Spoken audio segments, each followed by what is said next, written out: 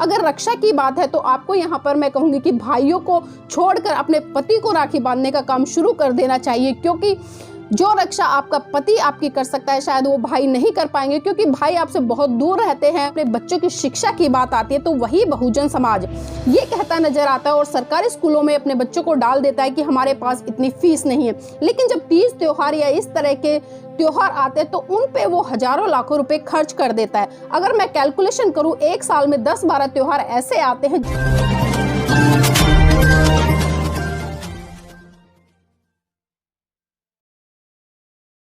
जय भीम, नमो बुद्धाय। साथियों, आप देख रहे हैं NB न्यूज 24/7 नीलम बोध के साथ। आज मैं बात करूंगी रक्षाबंधन की। साथियों, आपने रक्षाबंधन को लेकर तरह तरह की कहानियां सुनी होंगी कि रक्षाबंधन क्यों मनाया जाता है, इसके पीछे कारण क्या है। और अक्सर हमने सुना है और किताबों में भी पढ़ा है कि रक्षाबंधन का जो पर्व है वो इसलिए मनाया जाता है क्योंकि इस दिन बहन अपने भाई को राखी बांधती है और भाई उसकी रक्षा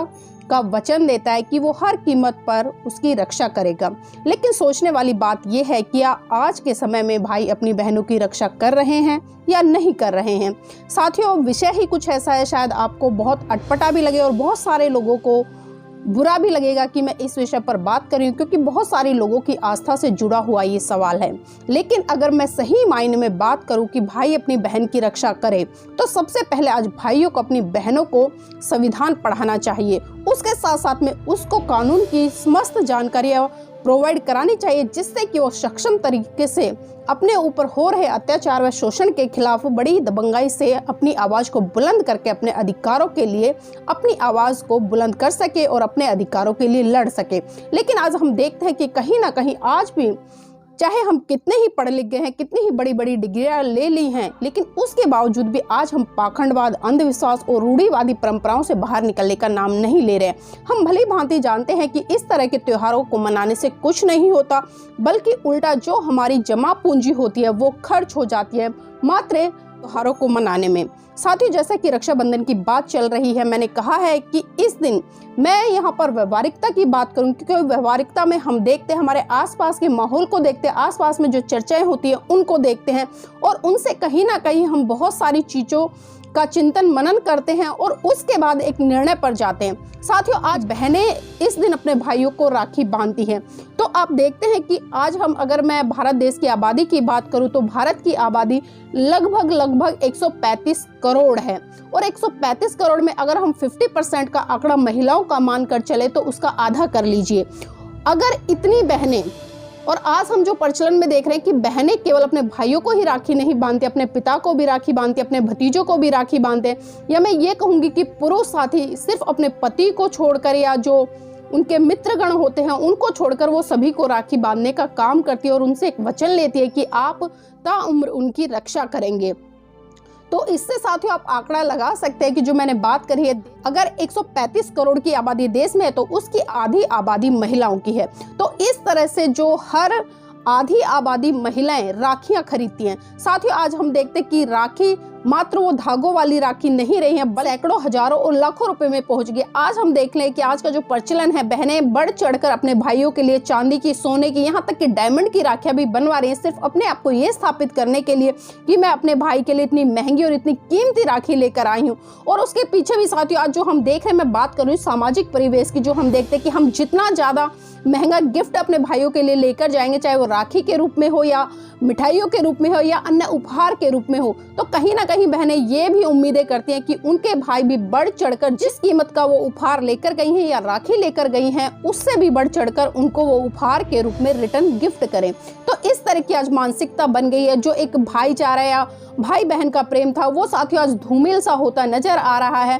और जिस तरह से मैं बात कर रही थी आधी आबादी की, आज जो मैं कहूंगी कि इस देश का जो एक बहुत बड़ा तबका है जिसको हम बहुजन समाज के नाम से जानते हैं, साथ ही जो अपने बच्चों की शिक्षा की बात आती है तो वही बहुजन समाज ये कहता नजर आता है और सरकारी स्कूलों में अपने बच्चों को डाल देता है कि हमारे पास इतनी फीस नहीं है। लेकिन जब तीज त्योहार या इस तरह के त्योहार आते हैं तो उन पे वो हजारों लाखों रुपए खर्च कर देता है। अगर मैं कैलकुलेशन करूं, एक साल में 10-12 त्योहार ऐसे आते हैं जिन पे कि बहुजन समाज का तबका एक साल में कम से कम अपने 60-70 या 1 लाख रुपए तक आराम से खर्च कर देता है। लेकिन जब वही उनके बच्चों की शिक्षा की बारी आती है तो वो अपने हाथ पीछे खींच लेते हैं और वो अपने बच्चों की फीस के लिए साथियों 3-4 हजार रुपए पर महीने भी फीस नहीं दे पाते हैं। तो इससे आप सोच सकते हैं कि आज भी जो मानसिक गुलामी है बहुजन समाज के अंदर वो कितनी बुरी तरह से बसी पड़ी है। वो अपने बच्चों का भला नहीं देख सकते, अपने बच्चों का कैरियर नहीं देख सकते, अपने बच्चों के लिए अच्छा शिक्षा प्रोवाइड नहीं करा सकते, लेकिन इन 30 त्योहारों के नाम पर वो लाखों रुपए पानी की तरफ बहा सकते हैं।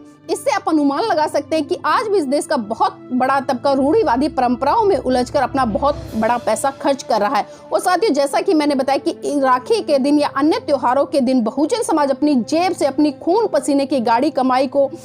बड़ियों पे या मैं कहूंगी कि व्यापारियों पे, जो बड़े बड़े पूंजीपति वर्ग के लोग हैं उन पर लुटाने का काम करता है। एक तरफ तो वो अपना घर खाली करता है और दूसरी तरफ वही वो व्यापारियों का घर भरने का काम करता है। तो सोचने वाली बात ये भी है कि साथियों, मात्र आपके एक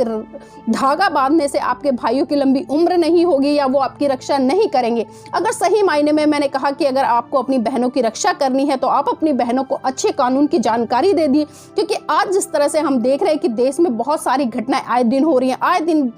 समाज की बहन बेटियों पर अत्याचार शोषण हो रहा है, उनको जिंदा जला दिया जाता है। किस तरह से अभी आपने देखा कि जो 2 अगस्त को दिल्ली में जो 9 साल की बच्ची के साथ में जघन्य अपराध हुआ, उसके बाद अभी 2-3 दिन पहले त्रिलोकपुरी में हुआ और कल की ही खबर है सीतापुर उत्तर प्रदेश में भी बहुजन समाज की बहन बेटी के साथ में इतना दुष्कर्म हुआ। आप सोचकर भी साथियों अंदाजा नहीं लगा सकते कि इतने जघन्य अपराध आज हमारे देश में रह रहे हैं और उन्हीं 30 त्योहारों के नाम पर हम भाइयों से अपनी रक्षा का वचन लेते हैं कि भाई हमारी रक्षा करेगा। और एक मोटी सी बात यह है कि भाई अगर रक्षा की बात आती है तो भाई कितने दिन रक्षा करता है। आप शादी से पहले 20 साल, 22 साल, 25 साल या 30 साल तक अपने मायके में रहती हैं, उसके बाद जितना भी आपका जीवन होता है वो शादी के बाद आपको अपने ससुराल में यापन करना होता है। और जितना भी आपका जीवन होता है, सबसे पहले अगर आपको कोई हारी बीमारी या किसी भी तरह की कोई समस्या होती है तो सबसे पहले आपका जीवन साथी उस समस्या में आपके साथ खड़ा होता है, ना कि आपके भाई इतनी दूर से आपके पास में निकल कर आते हैं। अगर रक्षा की बात है तो आपको यहाँ पर मैं कहूंगी कि भाइयों को छोड़कर अपने पति को राखी बांधने का काम शुरू कर देना चाहिए, क्योंकि जो रक्षा आपका पति आपकी कर सकता है शायद वो भाई नहीं कर पाएंगे, क्योंकि भाई आपसे बहुत दूर रहते हैं। 20 किलोमीटर, किसी का 50 किलोमीटर, किसी का 100 किलोमीटर। यहाँ तक कि हम देखते हैं कि बहुत सारे तो ऐसे होते हैं जो सीमाओं की सरहदों के पार रहते हैं। तो इससे आप अंदाजा लगा सकते हैं कि खाली एक धागा बांधने से या एक दूसरे के प्रति इस तरह की आस्था स्थापित करने से कभी भी बहनों की रक्षा नहीं हो पाएगी। अगर आपको सही मायने में रक्षा करनी है तो अपनी बहनों को सक्षम बनाइए, उनको जूडो कराटे सिखाइए, सेल्फ डिफेंस की ट्रेनिंग दीजिए, तभी हम सही मायने में रक्षा बंधन बना सकते हैं। और साथियों, इस तरह के 30 त्योहारों में आपको नहीं उलझना है। आप अच्छी एजुकेशन लीजिए, अच्छी शिक्षा लीजिए और अच्छी शिक्षा लेकर अपने समाज की बहन बेटियों को आगे बढ़ाने का काम करें और उनको सक्षम बनाएं, ना कि एक धागे के नाम पर उनको कमजोर बनाने का काम करें। आज महिलाएं किसी से पीछे नहीं, आज महिलाएं इतनी सक्षम है कि वो अपनी आत्मरक्षा खुद कर सकती हैं। और यहाँ पर मैं समस्त देशवासियों से उम्मीद करूंगी कि साथियों इस तरह के 30 त्योहारों को मनाना बंद करें। अगर सही मायने में आपको इस तरह के त्योहार मनाने हैं तो आप संकल्प लीजिए उन त्योहारों पर कि हम जिस तरह से अपने बहन बेटी की रक्षा चाहते हैं, जिस तरह से हम अपने घर की बेटी की रक्षा चाहते हैं, उसको आगे बढ़ता देखना चाहते हैं, उसको सही देखना चाहते हैं, इसी तरह से हमें दूसरों की बहन बेटियों को भी देखना पड़ेगा। हमारा दोहरा मापदंड होता है, हम अपने घर की बहन बेटियों को तो बहन बेटियों की तरह देखते हैं, लेकिन जब दूसरे की बेटियां होती हैं तो उन पे हम गिद्ध की तरह नजर गाड़ कर और एक कहेंगे कि हीन भावना से उनको देखते हैं और उनके प्रति न जाने मन में किस किस तरह की अश्लील बातों को लेकर आते हैं और उस गंदी सोच के ही कारण आपराधिक घटनाओं को अंजाम देते हैं। तो इसलिए साथियों संकल्प लीजिए कि आप अपने घर की बहन बेटियों के साथ साथ दूसरों की बहन बेटियों को भी बहन की दृष्टि से देखेंगे। जितना मान सम्मान आप अपने घर की बहन बेटियों के लिए चाहते हैं उतना ही मान सम्मान आप दूसरों की बहन बेटियों को भी देंगे। तो इन्हीं शब्दों के साथ आपसे विदा लूंगी। जय भीम, नमो बुद्धाय। अपना चैनल, आपका चैनल, समाज का चैनल, देश का चैनल एनबी न्यूज 24/7 को आप लाइक करें, सब्सक्राइब करें और ज्यादा से ज्यादा इसकी वीडियो को शेयर करें ताकि हर खबर को मैं आप तक आसानी